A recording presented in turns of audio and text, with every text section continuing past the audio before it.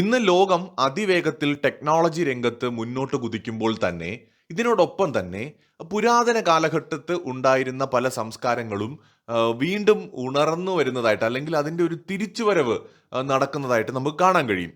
ഇപ്പോൾ വ്ളാഡിമിർ പുടിൻ്റെ നേതൃത്വത്തിൽ ഇന്നത്തെ റഷ്യ ശരിക്കും പഴയ കാലഘട്ടത്തിലെ റഷ്യൻ എംപയർ തന്നെയാണ് ഒരു തിരിച്ചുവരവിലേക്ക് നമുക്ക് കാണാനായിട്ട് കഴിയുന്നത്. ആ ഒരു റഷ്യൻ എംപയർ തന്നെയാണ് ശരിക്കും ഇപ്പോൾ നമ്മുടെ മുമ്പിലുള്ളത്. ചൈനയുടെ കാര്യം പറഞ്ഞാൽ ഇന്ത്യയെപ്പോലെ തന്നെ തുടർച്ചയായിട്ട് ആയിരക്കണക്കിന് വർഷങ്ങളായിട്ട് നിലനിൽക്കുന്ന ഒരു സംസ്കാരമാണ്. ഇന്ന് ചൈനീസ് കമ്മ്യൂണിസ്റ്റ് പാർട്ടിയാണ് അധികാരത്തിൽ ഇരിക്കുന്നതെങ്കിലും പഴയ രാജവംശങ്ങളുടെ നേട്ടത്തിൽ അഭിമാനിക്കുന്ന ആ പ്രതാപം തിരിച്ചു കൊണ്ടുവരണം എന്ന് ആഗ്രഹിക്കുന്ന ഒരു ഭരണകൂടമായിട്ട് കമ്മ്യൂണിസ്റ്റ് ചൈന മാറിക്കൊണ്ടിരിക്കുകയാണ്. ഇന്ത്യയുടെ കാര്യം പറയുകയാണെന്നുണ്ടെങ്കിൽ നരേന്ദ്രമോദിയുടെ നേതൃത്വത്തിലുള്ള ഒരു ഹിന്ദു പൊളിറ്റിക്കൽ പാർട്ടിയാണ് അധികാരത്തിലിരിക്കുന്നത്. ആ ഒരു പുരാതന സംസ്കാരത്തിൽ അഭിമാനം കൊള്ളുന്ന അല്ലെങ്കിൽ ഇന്ത്യയുടെ ലോകത്തെ തന്നെ ഏറ്റവും പഴക്കം ചെന്ന നിലനിൽക്കുന്ന സംസ്കാരം എന്ന പേരിൽ അഭിമാനിക്കുന്ന ഒരു ഭരണകൂടമാണ് ഇന്ന് അധികാരത്തിലിരിക്കുന്നത്. ആ നിലയ്ക്ക് അവരുടെ സ്വാധീനവും കൾച്ചറൽ ലിങ്ക്സും ഒക്കെ വീണ്ടും പുനർനിർമ്മിച്ചു കൊണ്ടിരിക്കുന്ന ഒരു കാഴ്ച കാണാൻ പറ്റുന്നുണ്ട്. ബുദ്ധിസ്റ്റ് രാജ്യങ്ങളുമായിട്ടും അല്ലെങ്കിൽ പഴയ കാലത്ത് ഇന്ത്യയുടെ പല രാജവംശങ്ങളിലൂടെ ഭരണം നടത്തിയിരുന്ന കാലത്ത് ബന്ധങ്ങൾ ഉണ്ടായിരുന്ന രാജ്യങ്ങളുമായിട്ടൊക്കെ തന്നെ റിലേഷൻസ് വീണ്ടും മെച്ചപ്പെടുത്തി പോകുന്നത് നമുക്ക് കാണാൻ പറ്റും. ഇപ്പോൾ അതേ സമയത്ത് തന്നെ ഇപ്പോൾ ഇസ്രയേലിന്റെ കാര്യം പറഞ്ഞാൽ ഏതാണ്ട് 1200 BC മുതലുള്ള ഒരു ചരിത്രം ഇസ്രയേലിന് പറയാനുണ്ട്. ആ ഇസ്രയേൽ എന്ന് പറയുന്ന രാജ്യവും ഇന്ത്യയെ പോലെ അല്ലെങ്കിൽ ചൈനയെ പോലെ തന്നെ പുരാതനമായ ഒരു സംസ്കാരമാണ്, നിലനിൽക്കുന്ന ഒരു സംസ്കാരമാണ്. ഇസ്രയേൽ എന്ന് പറയുന്ന രാജ്യം തത്വത്തിൽ ഇപ്പോഴത്തെ ഈ രാജ്യം പുതിയതായിട്ട് വന്നതാണെങ്കിലും ജൂയിഷ് കൾച്ചർ എന്ന് പറയുന്നതിന് ഒരുപാട് വർഷത്തെ പഴക്കമുണ്ട്. അപ്പോൾ അത് ഒരുപാട് തർക്കങ്ങളും ഒക്കെ ഉള്ളൊരു വിഷയമാണ്. എങ്കിലും ഇസ്രയേലും അവരുടെ ആ ഒരു കൾച്ചറൽ ഐഡന്റിറ്റി വീണ്ടെടുക്കുന്ന ഒരു കാലഘട്ടത്തിലാണ് നമ്മൾ ജീവിക്കുന്നത്. അതുപോലെ തന്നെയാണ് ഇതിനകത്ത് എടുത്തു പറയേണ്ടത് ഗ്രീസ് യൂറോപ്പിലെ വളരെ ശ്രദ്ധിക്കപ്പെടാതെ ഒതുങ്ങിക്കൂടിയിരുന്ന ഒരു രാജ്യമാണെങ്കിലും ഇന്ന് ജിയോ പൊളിറ്റിക്സിൽ മുൻനിരയിലേക്ക് വരുന്ന ഒരു രാജ്യമായിട്ട് ഗ്രീസ് മാറിയിരിക്കുകയാണ്. ഇവിടെ ഇൻട്രസ്റ്റിംഗ് ആയിട്ടുള്ള ഒരു കാര്യം എന്താണെന്ന് വെച്ചാൽ ഇന്ത്യ, ഗ്രീസ്, ഇസ്രയേൽ ഒരു സൗഹൃദ അന്തരീക്ഷം രൂപപ്പെടുകയാണ്. ഇതിന് കാരണം, ഈ സവിശേഷമായ ഒരു സൗഹൃദം ഉണ്ടാവുന്നതിന് കാരണം തുർക്കി പാകിസ്ഥാൻ അലയൻസ് തന്നെയാണ്.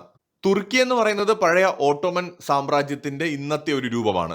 അപ്പോൾ എർദോഗന്റെ നേതൃത്വത്തിലുള്ള ഭരണകൂടം ആ ഒരു ഓട്ടോമൻ എംപയറിന്റെ കാലഘട്ടത്തിലെ പ്രതാപം വീണ്ടെടുക്കാൻ പരിശ്രമിക്കുമ്പോൾ ഇസ്ലാമിക ലോകത്തിന്റെ ആ ഒരു നേതാവ് തങ്ങളാണെന്ന് വീണ്ടും സ്ഥാപിക്കാൻ ശ്രമിക്കുമ്പോൾ അതിന് ഈ തുർക്കി എന്ന് പറയുന്ന രാജ്യം അവർക്കൊപ്പം കൂട്ടിയിരിക്കുന്ന അവരുടെ പാർട്ണറാണ് പാകിസ്ഥാൻ എന്ന് പറയുന്നത്. പാകിസ്ഥാനെ ഒരു പക്ഷേ തുർക്കി സാമ്രാജ്യം അവരുടെ ഒരു സാമന്തമാക്കി മാറ്റിക്കൊണ്ട്, സാമന്ത സൗഹൃദ രാജ്യമാക്കി മാറ്റിക്കൊണ്ട് യുദ്ധങ്ങളിൽ ഉപയോഗിക്കാൻ പറ്റുന്ന ഒരു മിത്രമാക്കി അവരെ മാറ്റിയിരിക്കുകയാണ്. എന്ന് വെച്ചാൽ നാളെ തുർക്കിക്ക് വേണ്ടിയിട്ട് പാകിസ്ഥാൻ പട്ടാളം യുദ്ധത്തിനിറങ്ങാൻ മടിക്കില്ല. ആ നിലയ്ക്ക് ആ ബന്ധം വളർന്നുകൊണ്ടിരിക്കുകയാണ്.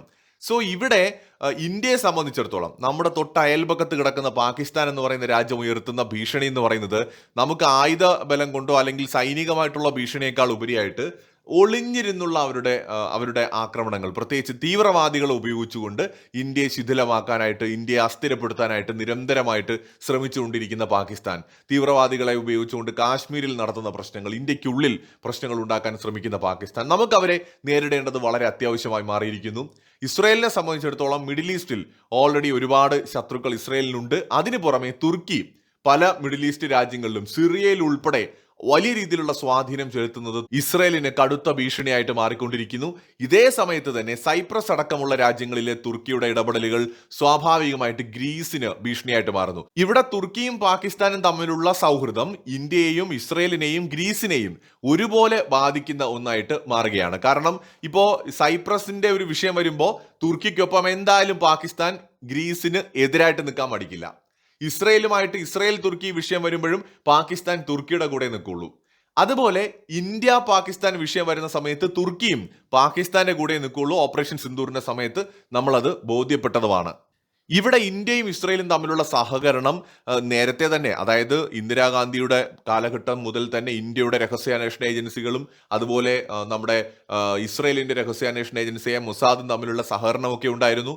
പക്ഷെ നരേന്ദ്രമോദി വന്നതിന് ശേഷം മുൻകാലങ്ങളിൽ വിസിബിൾ അല്ലാതിരുന്ന ഒരു സൗഹൃദം കുറെ കൂടി എക്സ്പോസ്ഡ് ആയി, അല്ലെങ്കിൽ മനഃപൂർവ്വം തന്നെ മോദിയും നെതന്യാഹുവും ലോകത്തിന് മുന്നിൽ ആ സൗഹൃദത്തെ തുറന്നു കാട്ടി എന്നുള്ളതാണ്. നേരത്തെ പലസ്തീൻ ഇഷ്യൂ ഉള്ളതുകൊണ്ടും ഇസ്ലാമിക രാഷ്ട്രങ്ങളുമായിട്ട് ഇന്ത്യക്ക് നല്ല ബന്ധമുണ്ടായിരുന്നത് കൊണ്ടും ഇന്ത്യയിലെ കോൺഗ്രസ് ഭരണാധികാരികൾ പലപ്പോഴും ഇസ്രയേലുമായിട്ടൊരു തുറന്ന ബന്ധത്തിന് തയ്യാറായിരുന്നില്ല.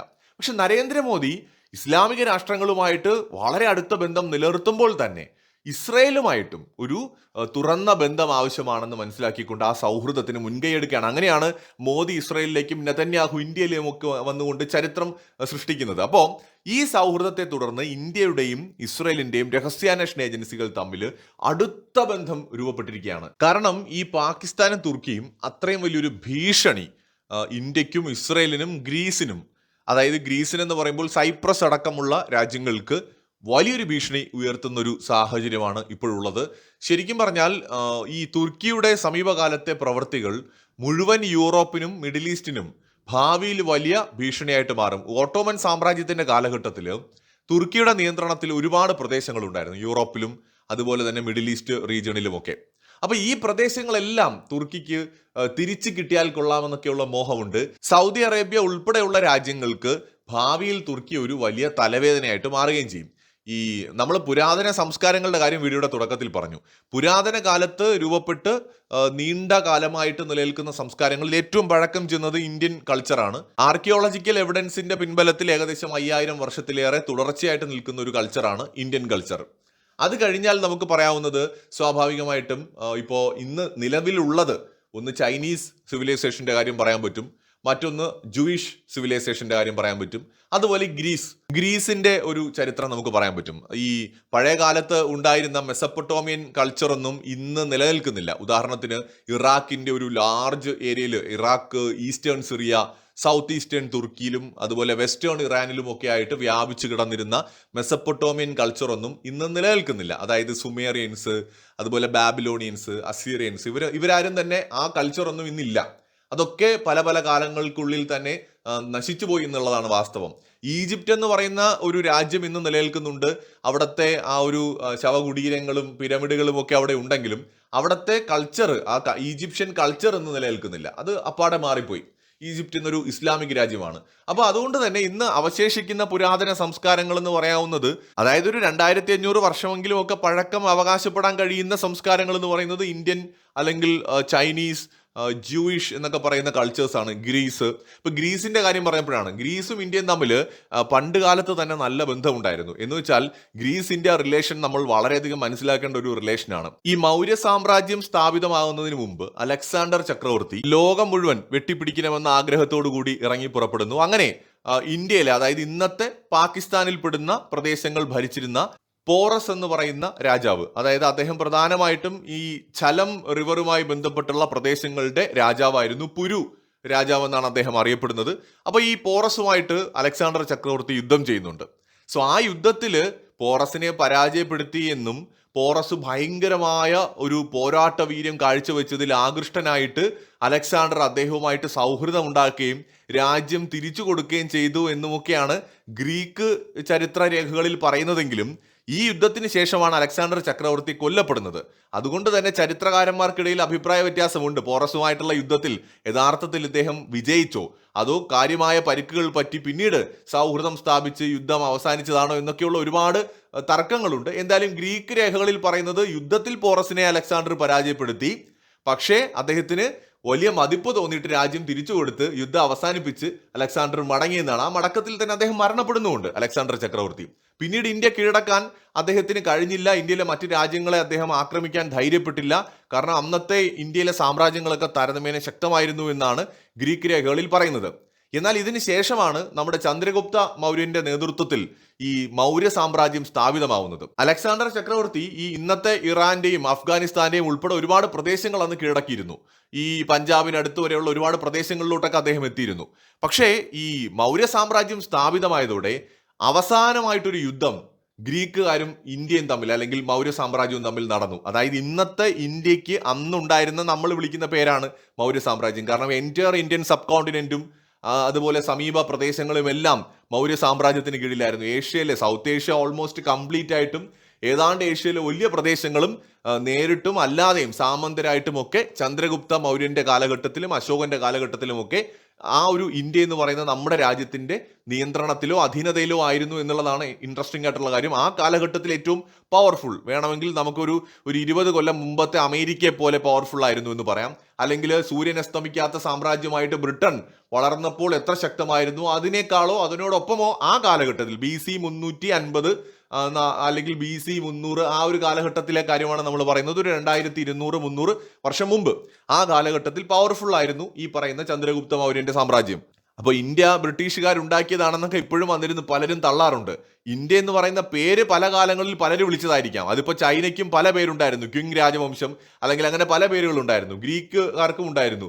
പല കാലത്തും ഇന്നത്തെ രാജ്യങ്ങൾക്ക് പല പേരുകളായിരുന്നിരിക്കാം. പക്ഷെ രാജ്യം ഇവിടെ തന്നെ ഉണ്ടായിരുന്നു എന്നതാണ് ഒരു യാഥാർത്ഥ്യം. ചന്ദ്രഗുപ്ത മൗര്യന്റെ കാലത്ത് ഗ്രീക്കുമായിട്ട് യുദ്ധമുണ്ടായി. അന്ന് ഗ്രീക്ക് രാജാവ് സെലൂക്കസ് ആണ്. അപ്പൊ ഈ സെലൂക്കസുമായിട്ട് യുദ്ധമുണ്ടാവുകയും ചന്ദ്രഗുപ്ത മൗര്യൻ എന്ത് ചെയ്യുന്നു, ഗ്രീക്ക് രാജാവിനെ പരാജയപ്പെടുത്തുകയും ചെയ്യുന്നു. പരാജയപ്പെടുത്തിയിട്ട് ഗ്രീക്കിന്റെ ഒരുപാട് പ്രദേശങ്ങൾ പിടിച്ചെടുക്കുകയാണ്. ഒരുപാട് പ്രദേശങ്ങൾ പിടിച്ചെടുത്തു. അതിനുശേഷം ആ യുദ്ധത്തിൽ പരാജയപ്പെട്ടതോടെ ഈ ചന്ദ്രഗുപ്ത മൗര്യന്റെ മൗര്യ സാമ്രാജ്യത്തിന്റെ സ്വാധീനം മനസ്സിലാക്കിക്കൊണ്ട്, അവരുടെ ശക്തി മനസ്സിലാക്കിക്കൊണ്ട് ഗ്രീക്കുകാര് വിധേയപ്പെടുകയാണ്. അതിനുശേഷം ചില സൗഹൃദ ബന്ധങ്ങൾ ഉണ്ടാക്കുകയാണ്. ഈ സൗഹൃദ ബന്ധത്തിനകത്ത് വളരെ ഇൻട്രസ്റ്റിംഗ് ആയിട്ടുള്ള കൊടുക്കൽ വാങ്ങലുകളും വിവാഹ ബന്ധങ്ങളും വരെ ഉണ്ടായിരുന്നു. എന്ന് വെച്ചാൽ പരസ്പര വിവാഹ ബന്ധം ഈ മൗര്യ സാമ്രാജ്യവുമായിട്ട് ഗ്രീക്ക് രാജകുടുംബം വിവാഹ ബന്ധങ്ങൾ പോലും നടത്തിയിരുന്നു എന്നുള്ളതാണ്. അങ്ങോട്ടും ഇങ്ങോട്ടും രാജകുമാരിമാരും കുമാരന്മാരും ഒക്കെ അങ്ങോട്ടും ഇങ്ങോട്ടും കല്യാണങ്ങൾ വരെ കഴിക്കുന്ന തരത്തിൽ വളരെ മികച്ചൊരു ബന്ധം ഈ 2300 അല്ലെങ്കിൽ 2200 വർഷം മുമ്പ് ഗ്രീക്കുകാരും ഇന്ത്യയും തമ്മിൽ ഉണ്ടായിട്ടുണ്ട്. അതിനുശേഷം പിന്നീട് ഇങ്ങോട്ട് ഇന്ന് വരെ ഗ്രീക്കുകാർ ഇന്ത്യയെ ആക്രമിക്കാൻ ശ്രമിച്ചിട്ടില്ല. ചന്ദ്രഗുപ്ത മൗര്യനുമായിട്ട് സെലൂക്കസ് ചെയ്ത അവസാന യുദ്ധമായിരുന്നു. ആ യുദ്ധത്തിൽ വിജയിച്ചത് മൗര്യ സാമ്രാജ്യമാണ്. ഒരുപാട് പ്രദേശങ്ങളും പിടിച്ചെടുത്തു.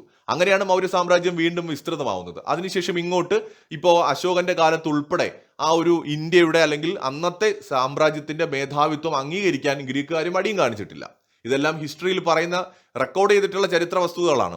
അപ്പോൾ ഇന്നിപ്പോ ഗ്രീക്ക് എന്ന് പറയുന്നത് വളരെ ചെറിയൊരു രാജ്യമാണ്. ഒരു കാലത്ത് വളരെ വിശാല രാജ്യമായിരുന്നു. ഇന്ന് ഗ്രീസ് വളരെ ചെറുതാണ്. പക്ഷെ ഗ്രീസും ഇന്ത്യയും തമ്മിൽ സവിശേഷമായ ഒരു കൾച്ചറൽ ബോണ്ട് ബിൽഡ് ചെയ്യുന്നതിൽ ഇന്നത്തെ മോദി ഗവൺമെന്റ് സക്സസ് ആയിട്ടുണ്ട്.